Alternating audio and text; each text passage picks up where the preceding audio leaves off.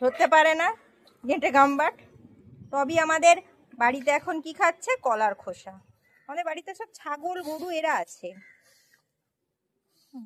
এই কলা খাইতে পাস না রে? কলা খেতে পাস না? কি রে? কলা খেতে পাই না তো আমরা। আমরা কলার খোসা খাবো।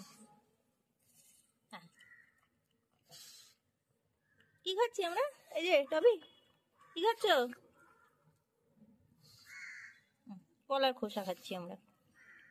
দাঁত নেই, চেবাতে পারছি না, ফোকলা দাঁতে পাকলে যাচ্ছি। একটা ছেড়ে দিয়ে আর একটা খেতে হবে।